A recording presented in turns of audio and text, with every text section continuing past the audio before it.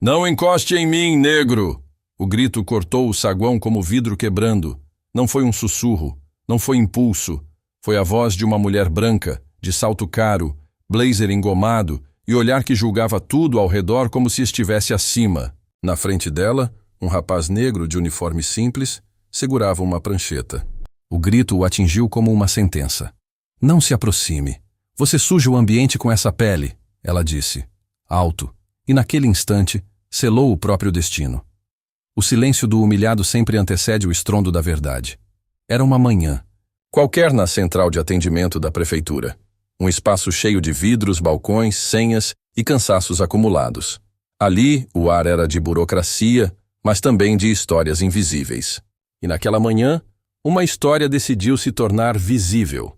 Renata Vilela, 47 anos, empresária do ramo de construção civil, herdeira de sobrenome famoso, entrou como quem achava que o tempo dos outros era descartável. Carregava um ar de urgência, mas era vaidade.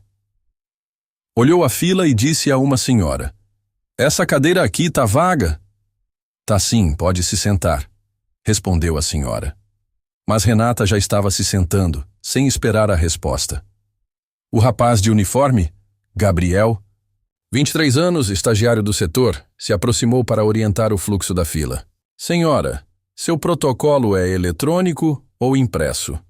Ela nem respondeu, apenas levantou levemente o braço. Ele, por educação, se inclinou para ver. Foi quando ela recuou, com nojo. "Não encoste em mim, negro." O salão congelou. Uma atendente parou de digitar. Um idoso engasgou com o copo d'água. Uma mãe puxou o filho mais perto. Mas ninguém falou nada. Gabriel ficou imóvel. Seus olhos escureceram mais do que a pele. Ele já havia escutado frases assim, mas nunca com plateia. E nunca com a palavra negro cuspida como se fosse sujeira. Na cabeça dele, a voz da mãe voltava. "Se algum dia alguém tentar te diminuir por fora, lembra do que você tem por dentro. O seu sangue é de gente grande. Não abaixe a cabeça para quem nunca aprendeu a erguer a própria alma." Ele respirou, fechou os olhos e se afastou. Não porque estava com medo, mas porque sabia. O barulho viria de outro lugar. Segundos. Depois, a porta de vidro da entrada se abriu. Um homem negro, alto, de terno bem cortado, entrou com passos firmes. Na lapela, uma insígnia dourada. No semblante, o silêncio dos que já viram o mundo virar de costas, mas escolheram não virar junto. Ele não disse nada. Apenas olhou Renata. Depois olhou Gabriel. E aí falou: "Filho, aconteceu de novo?" Silêncio. Renata empalideceu. Ela deu um passo para trás. "Pipai? Gabriel?" insistiu o homem. Ele assentiu com um gesto quase invisível. A mulher olhou para o homem de terno. "Você é... Sou o juiz Vicente Rocha. E esse rapaz é meu filho." Fez uma pausa. "Agora... me... diga de novo. Ele suja o quê?" O saguão inteiro assistia. Mas o que viria depois não era só uma resposta. Era uma virada de história. E ela estava só começando. Gabriel saiu da recepção sem dizer uma palavra. Mas por dentro, cada passo pesava como se estivesse arrastando todos os olhares da infância. A mochila presa nas costas parecia leve, mas seu peito era uma biblioteca, cheia de páginas rasgadas. Enquanto descia as escadas, lembrava da primeira vez que ouviu algo parecido. "Não brinca com ele, não. Ele é muito escuro." Tinha 7 anos. Estava na fila da merenda. Agora tinha 22. E continuava ouvindo a mesma coisa, dita com mais elegância, mas com o mesmo veneno. Lá fora, a cidade seguia. As buzinas, os ônibus, os anúncios eletrônicos, mas ele sentia que estava parando no tempo. Sentou no banco de concreto da praça em frente ao prédio. Pessoas passavam. Ninguém o encarava. Ninguém via o que havia acabado de acontecer. Era como se tudo o que ele sentia só existisse. Dentro dele. O grito dela ecoava na mente, não pelas palavras em si, mas porque ninguém a confrontou. Sim, houve olhares, houve desconforto. Mas ninguém disse, isso é crime. Ninguém disse, ela deve sair daqui. Ninguém se levantou. A indiferença era um tipo de conivência. E ela gritava mais alto do que a frase que o machucou. Minutos depois, um carro preto parou. Vicente Rocha, o pai de Gabriel, desceu do veículo com a calma de quem aprendeu a andar, por corredores de tribunal e ruas hostis com o mesmo passo. Ele não perguntou se o filho estava bem. Apenas sentou ao lado dele e disse: "A sua dor, eu conheço." Gabriel não olhou nos olhos dele. "Por que ainda acontece, pai?" "Porque eles acham que podem dizer e acham que você não vai responder." "Mas eu não respondi." "Você respondeu, filho, só não com a voz, mas com a postura." Gabriel mordeu o lábio inferior. A raiva era uma onda que subia, mas não quebrava. Vicente continuou: "Eu vi da calçada. Vi quando ela gritou." "E por que o senhor não entrou antes?" "Porque precisava ver o quanto você já aprendeu." "E o que foi que eu aprendi?" "Que sua existência incomoda, e mesmo assim você continua existindo de cabeça erguida." Isso é mais que resposta. É revolução silenciosa. Uma jovem que estava no local havia filmado, mas não postou. Mandou para a irmã. A irmã mandou para um amigo jornalista. E em poucas horas, o vídeo rodava nos grupos de WhatsApp da cidade com a legenda. Ela disse: "Não encoste em mim, negro. Veja a postura dele." A mãe de Gabriel ligou. "Filho, você está bem?" "Sim, mãe." "Seu pai já está contigo?" "Está." "Vocês não fizeram nada de errado." Era uma frase simples, mas doída como abraço quando se está frágil, porque Gabriel se sentia sujo, mesmo sabendo que não havia feito nada. E essa era a pior parte. Gabriel abriu o celular e começou a digitar. Apagava. Escrevia de novo. No fim, postou só uma frase: "Ficar calado também dói, mas às vezes, falar é o que cura." O post bateu 7.000 curtidas em 1 hora, mas ele não comemorou. Só desligou o celular. E pensou: talvez agora eu precise ser mais do que um estagiário. Na manhã seguinte, uma ONG entrou em contato. "Você pode falar na nossa conferência sobre racismo estrutural?" "Eu não sou especialista." "Você é sobrevivente." E isso já é mais do que qualquer título. No mesmo dia, a diretora do setor onde Gabriel trabalha o chamou. "Recebemos ligações. Muita gente quer saber quem é você." "E o que a senhora quer saber?" "Se você está preparado para ser mais do que o garoto que foi humilhado." "Eu nunca fui só isso," ele respondeu. E sorriu, com os olhos ainda cansados. Mas ainda havia uma coisa que Gabriel não sabia. A mulher que o humilhou. Não sabia quem era o pai dele. E ela estava prestes a descobrir. Num ambiente público, na frente de todos. E o nome que ela iria ouvir a faria desmaiar em choque. A cidade amanheceu inquieta. O vídeo da humilhação na repartição já havia ultrapassado 120.000 visualizações. Não era apenas o grito racista que viralizava. Era a postura de Gabriel. O silêncio dele falava mais alto do que qualquer resposta. E esse silêncio estava reverberando. No rádio, nas redes, nas conversas entre cafés e corredores frios de escritório. Mas naquele mesmo dia, algo ainda maior estava prestes a acontecer. A prefeitura da cidade organizava um evento público em uma biblioteca recém-reformada. O tema? Justiça social e diversidade no serviço público. E entre os convidados estava Vicente Rocha, juiz federal respeitado, temido e com um histórico inabalável de combate à discriminação. Ele faria uma palestra sobre equidade. O evento seria transmitido ao vivo. O que ninguém sabia era que Gabriel estaria lá também. E muito menos que Renata Bastos, a mulher do grito, também estaria. Renata entrou acompanhada de 2 colegas de profissão. Vestia um terninho branco impecável e usava seu habitual perfume doce e invasivo. Estava ali como parte de um grupo empresarial, convidada por influência, não por mérito. Ria alto, como se nada tivesse acontecido no dia anterior, como se o mundo ainda fosse um lugar seguro para a arrogância. Mas ao ver Gabriel, parado ao lado de uma mesa de credenciamento, Seu sorriso evaporou. Ela parou, olhou para os lados e disfarçou. Não pode ser ele, murmurou.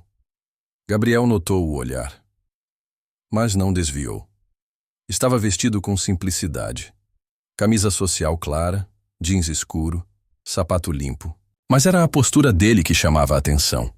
De pé, ombros abertos, queixo erguido, e uma serenidade que incomodava. Renata desviou o olhar. Isso vai passar, sussurrou para si. Mas a segurança falsa duraria pouco. Minutos depois, os Nupo Society organizadores anunciaram, com a palavra, o excelentíssimo Dr. Vicente Rocha. Aplausos. Silêncio. Vicente subiu ao palco com calma. Não havia arrogância em sua presença, apenas densidade. Seu tom de voz era firme, pausado, cortante.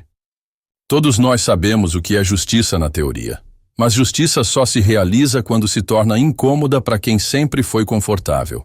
Renata, sentada na segunda fileira, gelou. Reconheceu a voz, o nome, e pela primeira vez, entendeu tudo. Vicente continuou. O racismo não começa com um grito. Ele começa com a certeza de impunidade, com a naturalização da humilhação. E ontem, infelizmente, essa cidade presenciou isso. Num prédio público, numa fila de espera, num gesto que não deveria existir mais. Gabriel, sentado mais ao fundo, não dizia nada, mas olhava para a nuca de Renata. E ela, agora, tremia. Vicente então respirou fundo. E o mais simbólico é que o jovem humilhado ontem, ali naquela recepção, é meu filho. O salão travou. Um murmúrio percorreu as cadeiras como um raio silencioso. Alguns olharam para Gabriel, outros para a Renata. Mas ela simplesmente desmaiou. Desabou na cadeira. As colegas se assustaram. A equipe médica correu, mas o estrago já estava feito. Vídeos do desmaio se espalharam mais rápido que o primeiro vídeo. Só que dessa vez, o título não era sobre o grito, era sobre a consequência. Ela desmaiou ao descobrir quem era o pai do rapaz que humilhou. As manchetes pareciam cenas de filme, mas o que doía era que era tudo real. Naquela noite, Gabriel ficou em silêncio. Na frente dele, a televisão mostrava um trecho da palestra. Do lado, a xícara de chá esfriava. Ele lembrou da infância, de quando chorava no banheiro da escola porque alguém havia chamado sua cor de sujeira. E o pai dizia, um dia vão chamar sua presença de incômoda. E você vai sorrir, porque vai entender que é só o reflexo da sua luz num espelho sujo. Agora ele entendia, e não precisava gritar. Mas havia algo que Gabriel ainda não sabia. Renata não era apenas uma empresária arrogante. Ela escondia um passado, um segredo familiar que a ligava ao sistema que tentou apagar Gabriel. E nas próximas horas, o nome dele voltaria a ser falado, num lugar onde ele jamais imaginou entrar, o Conselho de Ética da cidade. Enquanto a cidade comentava o desmaio de Renata Bastos e o nome do juiz Vicente Rocha se espalhava como pólvora nas redes sociais, uma figura distinta observava tudo da janela de um prédio empresarial na região nobre. Era Álvaro Bastos, pai de Renata, ex-presidente da Federação Comercial Local, aposentado, mas ainda influente nos bastidores. Segurava um jornal com as mãos trêmulas. A manchete. Filho de juiz federal sofre ataque racista em prédio público e agressora desmaia ao descobrir a verdade. Ele apertou os lábios. Então o destino resolveu cobrar a conta, murmurou. O pai de Renata havia sido colega de Vicente Rocha na juventude. Estudaram na mesma faculdade, mas Álvaro sempre teve um olhar enviesado, um desprezo educado, um racismo com gravata. Na época, Vicente era brilhante, mas ignorado. Álvaro, mediano, mas exaltado por sua tradição familiar. E quando ambos disputaram uma vaga no conselho jurídico da universidade, Álvaro venceu. Não por mérito, mas pelo sobrenome. Ele sabia. Sempre soube. E agora o passado cobrava a fatura, pela boca da própria filha. No hospital, Renata acordava de um leve desmaio. Estava pálida, O pai estava ao lado. Ela abriu os olhos e disse: Foi ele. O filho do Vicente. Eu sei. Como eu poderia imaginar? Álvaro a olhou com severidade. E mesmo que não fosse, você... Gritou aquilo diante de dezenas de pessoas. Renata, você carregou o nome da nossa família até o esgoto com uma frase. Ela se encolheu. Pela primeira vez, o orgulho virou poeira. E o pior, ele disse, é que talvez você só esteja arrependida porque ele é alguém. E se ele fosse apenas um jovem negro comum? Você se arrependeria? Ela não respondeu, porque não tinha resposta. Enquanto isso, Gabriel voltava à rotina. Mas agora não era mais invisível. Recebia mensagens, convites para falar. E uma ligação especial. Senhor Gabriel Rocha? Aqui é da Comissão de Direitos Humanos da Câmara Municipal. Sim? Diante da repercussão do ocorrido e da atuação do seu pai, gostaríamos de convidá-lo para participar de um painel sobre racismo estrutural na administração pública. Gabriel hesitou. Eu não sou ativista, mas o senhor é prova viva. Posso pensar? A voz do outro lado respondeu. Pense com calma, mas entenda, muitas pessoas só ouvirão quando for você falando. À noite, Gabriel se trancou no quarto. Colocou o celular no modo avião. Ficou olhando o teto. Ele pensava, será que isso é sobre mim? Ou estou sendo usado como símbolo de algo que nem pedi para representar? Mas então lembrou do olhar de sua mãe, de seu pai, da criança que segurava a mão da mãe no dia da humilhação. Lembrou da idosa que ele ajudou e da frase da mãe, nunca se torne o que eles esperam que você seja. Em cima da cômoda, uma caneta de madeira repousava em cima de uma agenda. Era a caneta que o pai usava nas audiências. Vicente a deu a Gabriel no aniversário de 18 anos. Use isso só quando tiver certeza do que vai escrever, ele dissera. Gabriel pegou a caneta e, pela primeira vez, escreveu seu nome completo. Gabriel Bastos Rocha. Bastos, o mesmo sobrenome de Renata. Ele descobriu isso naquele dia, o mesmo sangue. Gabriel chamou o pai no quarto. Por que nunca me contou? Vicente engoliu seco. Porque esse nome era uma ferida, não um orgulho. Eu sou filho do irmão da Renata? Primo. Mas esse laço não tem a ver com amor. O pai dela renegou minha irmã. Disse que não criaria filho de pele escura. E você assumiu? Como pai, como irmão, como juiz, como tudo. Gabriel caiu sentado na cama. Então, eu carrego o nome de quem me rejeitou? Não, você carrega o nome de quem nunca se ajoelhou. O nome é seu agora, e o mundo vai aprender a respeitá-lo pela sua história, não pela deles. Na manhã seguinte, Gabriel decidiu que aceitaria o convite da Câmara, mas não para falar do que sofreu. Ele queria contar o que herdou e o que se recusava a repetir. O evento aconteceria dentro de uma semana, mas quem mais o aguardava nesse dia não era a plateia, era alguém do passado, com uma carta que mudaria tudo. Na tarde que antecedia o evento na Câmara, Gabriel estava em casa, organizando os tópicos do que falaria quando o interfone tocou. Senhor Gabriel? Sim. Uma senhora chamada Irmã Clotilde pede para falar com o senhor. Disse, que conhece sua história. Clotilde? Vicente apareceu na porta do quarto com o rosto sem cor.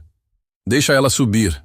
Irmã Clotilde era uma senhora de cabelos inteiramente brancos, andar lento e olhos que pareciam carregar o tempo. Assim que entrou, olhou Gabriel por inteiro e disse, você tem o rosto da sua mãe biológica, mas os olhos do Vicente e ele... Ficou paralisado. Vicente assentiu com um aceno de cabeça. Clotilde foi enfermeira no hospital onde sua mãe... Sumiu, disse o pai. Ela sentou-se devagar. Eu segurei sua mãe pela mão quando ela dizia que ia morrer esquecida. Eu vi quando tentaram esconder sua existência porque ela era preta, pobre e filha de um caso que jamais poderia ser público. Clotilde tirou da bolsa um envelope amarelado com um laço de fita roxa. Isso aqui é um registro, um diário. Sua mãe escrevia nele antes de dar à luz. Gabriel abriu com mãos trêmulas. Lá estavam páginas datadas, com frases curtas, mas carregadas de emoção. Hoje me disseram que meu filho não terá um nome. Dizem que vão registrá-lo como abandonado. Mas eu não vou permitir. Ele vai ser livre. Vai ter um lar. E mesmo se eu sumir, ele vai lembrar do meu amor. Gabriel não aguentou. Levantou-se, virou-se contra a parede e chorou baixinho. Na última página, uma frase escrita em vermelho. Ninguém vai me apagar enquanto ele lembrar de mim. Clotilde disse. Depois que ela desapareceu do sistema, Vicente apareceu com você no colo e decidiu que, mesmo sem ter vínculo biológico direto, seria o pai de verdade. Gabriel olhou para Vicente. Ele não dizia nada, mas os olhos falavam. Eu nunca deixaria você ser apagado também. Naquela noite, Gabriel não dormiu. Releu o diário. Lembrou do grito de Renata. Lembrou do silêncio que precisou suportar a vida inteira. Mas, acima de tudo, sentiu algo diferente pulsando no peito. A herança que ninguém vê, mas que molda tudo. Não era sobre o grito dela. Era sobre o eco da mãe que ninguém pôde calar. Na manhã seguinte, o auditório da Câmara estava cheio. Câmeras, jornalistas, estudantes, autoridades. Gabriel subiu ao púlpito e abriu o envelope. Eu vim aqui falar do que passei, mas também do que carrego, mostrou o diário. Essa mulher aqui é minha mãe. Ela não teve direito a um sobrenome no hospital, mas hoje ela tem o meu. Ela foi enterrada em silêncio. Hoje é exaltada em voz alta. As pessoas se entreolhavam em silêncio absoluto. Ele levantou o diário e disse: o nome dela era Rosa dos Anjos. E a partir de hoje, o projeto que vamos criar de apoio a vítimas de racismo nas repartições públicas vai se chamar Projeto Rosa. As pessoas se levantaram. Alguns choraram. Outros aplaudiram de pé. Vicente permaneceu de olhos fechados, como quem ora em silêncio por uma alma que agora estava em paz. Renata estava em casa, sozinha, assistindo pela televisão. Ao ver Gabriel de pé, firme, com o diário na mão, ela percebeu. Ela tentou apagar alguém que já havia vencido a escuridão muito antes de conhecê-la. Ela desligou a TV, mas não conseguiu desligar a consciência. Gabriel voltou para a casa de ônibus. Sentou-se ao lado de uma moça que lia um livro de direito. Ela o olhou, sorriu e disse: Você é o Gabriel, né? Sou. Obrigada. Pelo que você falou. Minha irmã trabalha em uma secretaria. Ontem, sofreu algo parecido. Ele respondeu. Diz para ela que não precisa gritar, mas que nunca mais se cale. Naquela noite, Gabriel colocou o diário de Rosa ao lado da foto do pai adotivo. E ao fazer isso, percebeu. Sua história não começava no grito que recebeu, mas no amor que o formou. Só faltava uma coisa: visitar o lugar onde sua mãe foi vista pela última vez. Um hospital, um corredor, uma porta nunca aberta. E, talvez, uma verdade ainda maior. Era um domingo de céu nublado quando Gabriel desceu do carro em frente ao Hospital Santana, o mesmo onde sua mãe havia sido internada e onde sua história começou a ser apagada. Estava com o diário dela em mãos, o crachá da repartição no bolso e a cabeça cheia de perguntas. Vicente não foi dessa vez. Disse apenas: essa é uma porta que você precisa abrir sozinho. Mas se faltar coragem, lembra quem te deu o nome. O hospital havia mudado. Fachada nova, funcionários novos, mas as paredes ainda carregavam ecos. Gabriel subiu até o terceiro andar. Pediu acesso aos arquivos antigos. A atendente estranhou o pedido. Qual o nome da paciente? Rosa dos Anjos, ela digitou. Não há registro recente. Tente no arquivo morto. Ano de 2001, ela hesitou. Digitou. E então, parou. Há algo aqui, sim, mas não está digitalizado. Espere um momento. O enfermeiro voltou com uma caixa. Dentro dela, um envelope manchado pelo tempo. Gabriel o abriu com as mãos trêmulas. Era um boletim de atendimento, sem assinatura, sem alta, no campo Observações. Paciente deu entrada sozinha, Tentou registrar parto, desaparecida após intervenção externa. Gabriel apertou os olhos. Intervenção externa? Moça explicou. Na época, isso era usado quando algum agente fora do hospital interferia. Podia ser assistente social, segurança privada, até polícia. Havia um carimbo com as iniciais, SCC.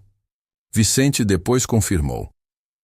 Isso era um código antigo usado em ações de segurança civil corporativa. Ou seja, empresas privadas que atuavam nos bastidores para preservar imagens de grandes nomes. Você quer dizer que minha mãe foi retirada dali para proteger alguém? Sim, para proteger o pai biológico.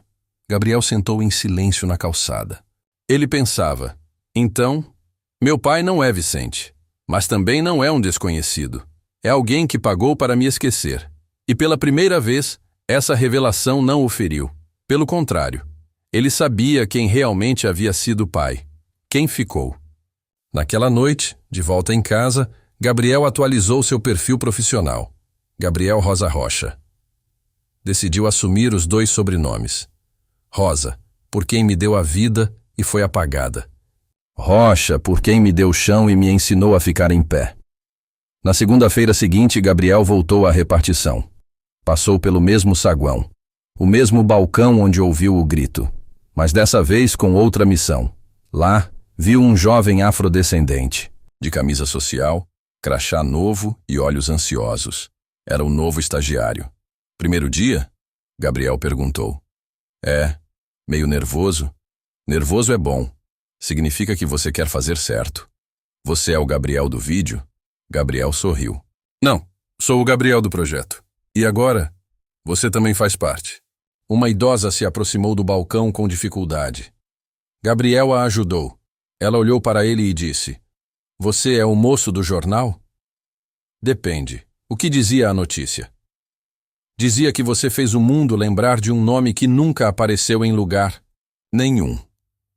Gabriel segurou o sorriso. Então sim, sou eu, porque às vezes o nome que o mundo tenta esconder é justamente aquele que o tempo inteiro sustentava a verdade.